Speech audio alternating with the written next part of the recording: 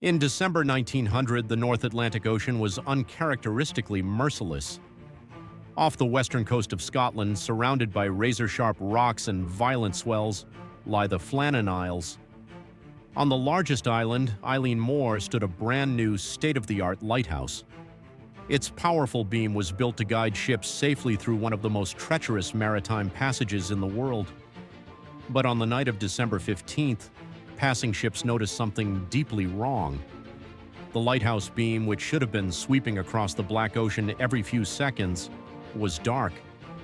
11 days later, on Boxing Day, December 26th, the supply ship Hesperus finally managed to battle through the rough seas to reach the island. On board was Captain James Harvey and Joseph Moore, a relief lighthouse keeper coming to take his rotation.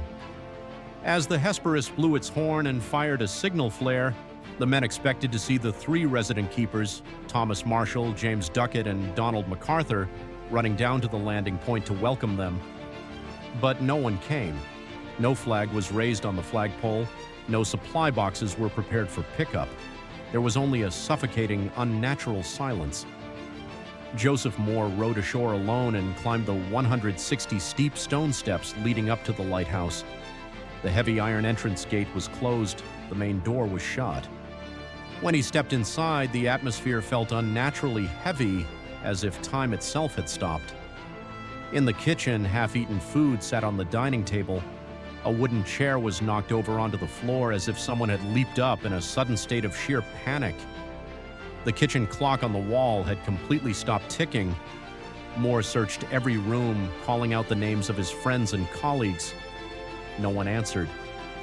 All three men had vanished into thin air. Realizing something catastrophic had occurred, Moore rushed back to the ship to alert Captain Harvey. A search party was immediately dispatched to scour every inch of Eilean Mor. What they found only raised more disturbing questions. The lighthouse equipment was in perfect working order. The lamps had been cleaned and refilled with oil, ready to be lit.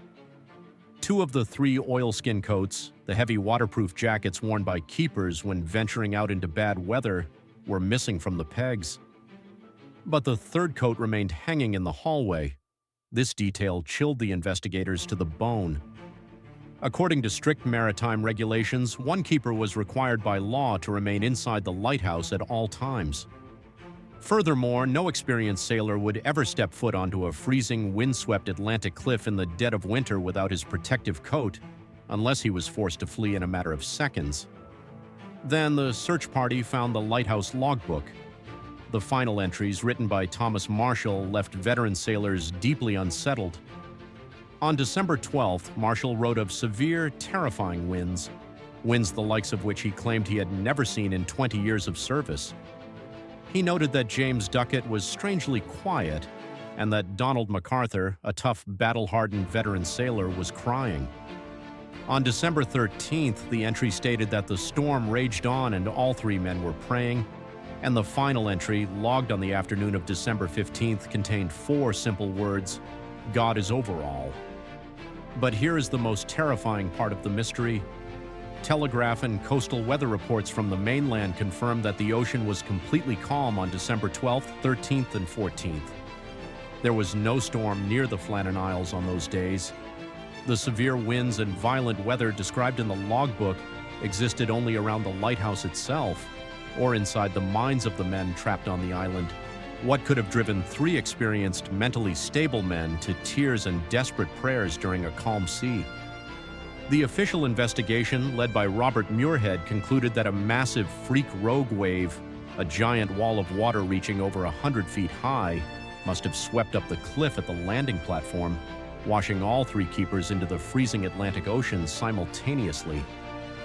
To this day, the rogue wave theory remains the most scientifically plausible explanation, but it leaves glaring holes. Why was a chair overturned in the kitchen? Why did one man leave without his coat? And why would all three men be down on the dangerous landing platform at the same time, violating every protocol in the handbook? Over the decades, darker and more bizarre theories began to take root. Some suggested that island madness had overtaken the men, that isolation led to a violent fight, resulting in murder and suicide. Local Scottish folklore spoke of giant phantom birds and ancient spirits guarding the sacred isle, punishing anyone who dared build a lighthouse on their land. Others pointed to sudden pirate attacks, sea monsters, or alien abductions. More than a century has passed since that fateful December night in 1900. The lighthouse on Island Moor was fully automated in 1971, and no human keepers live on the island today. The winds still howl across the barren cliffs, and the waves continue to crash against the rocks below. But the ocean keeps its secrets. We will never truly know what terror walked out of the darkness that night to claim the souls of the Flannan Isles keepers. If you enjoyed stepping into this historical mystery, hit the subscribe button and turn on notifications to unlock the deepest secrets of the archives with us every week.